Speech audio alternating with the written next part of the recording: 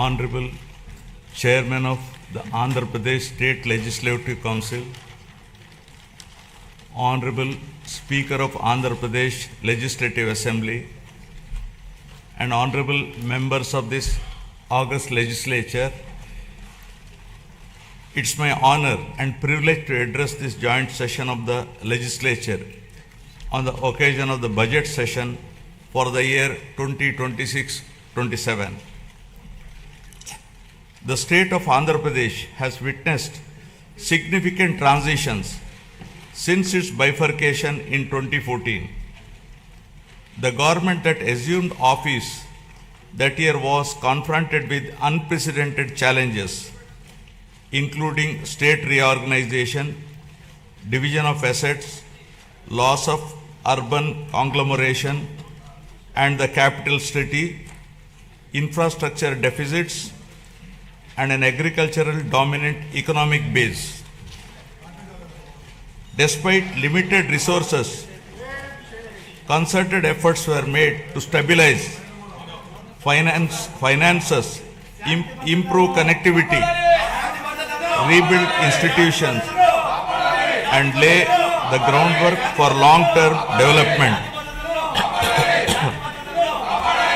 However, the change in governance in 2019 disrupted this momentum. Systemic governance failures emerged, growth stalled, financial stress intensified, institutions destroyed, total anarchy with breakdown of law and order, arbitrary restrictions placed through misuse of Section 22A, and key sectors such as infrastructure, power, irrigation suffered serious setbacks.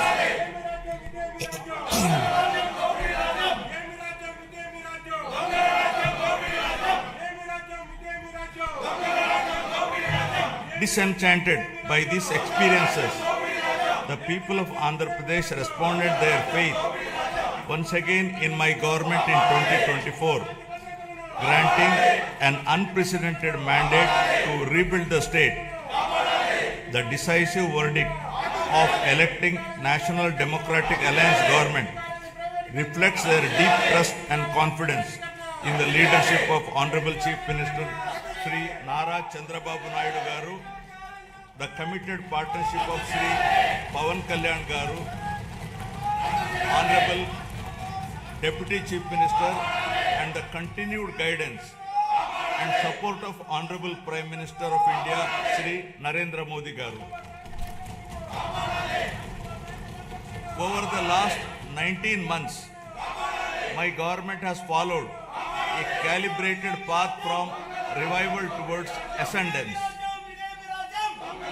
Immediately after assuming office, an interim finance plan was placed to stabilize governance and address urgent obligations.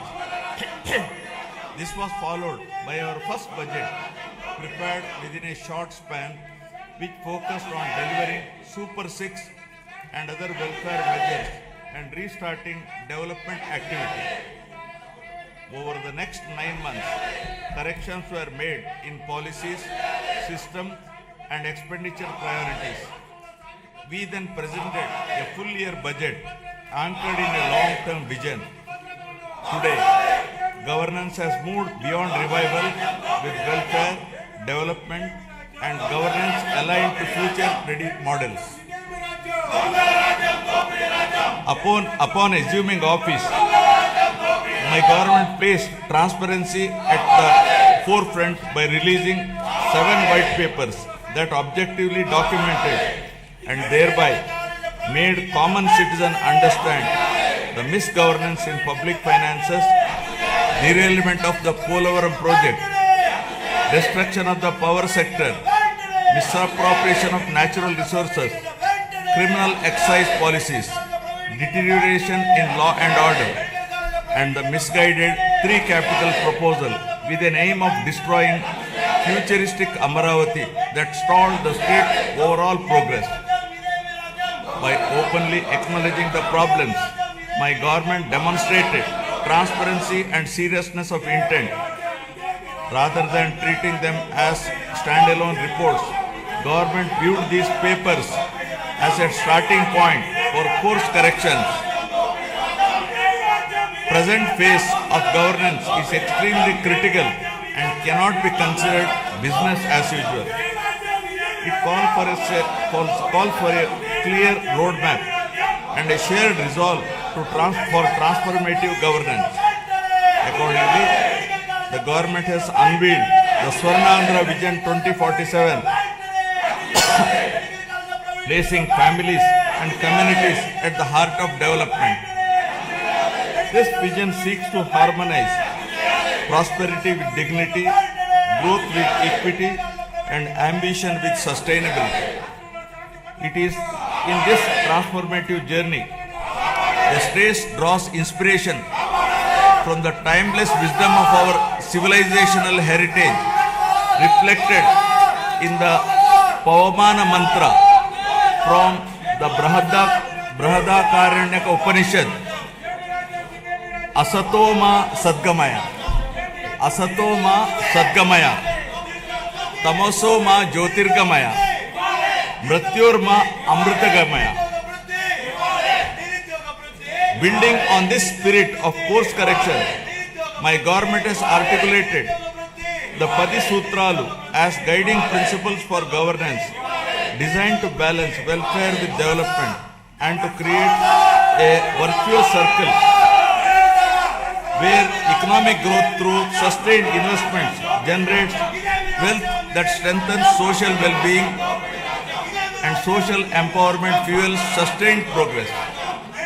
These principles serve as a moral and administrative compass, placing people at the center of policy while ensuring fiscal prudence, institutional integrity, and long-term sustainability.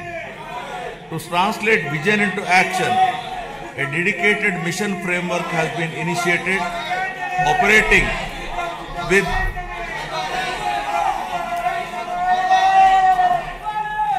To translate this vision into action, a dedicated mission framework has been initiated, operating with clearly defined objectives, milestones, and accountability mechanisms. Anchored in this guiding spirit, the government has proceeded with focus and resolve.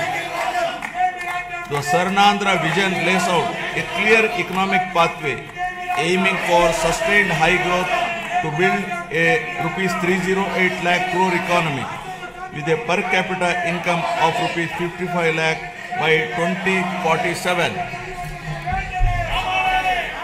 While the long-term pursuit remains firm, the government is undertaking regular interventions and mid-course corrections to stay aligned with evolving realities. A structured review and monitoring framework has been instituted with periodic conferences of ministers, secretaries, and district collectors to assess progress, address bottlenecks, and implement timely course correction, ensuring accountability and continuity in execution.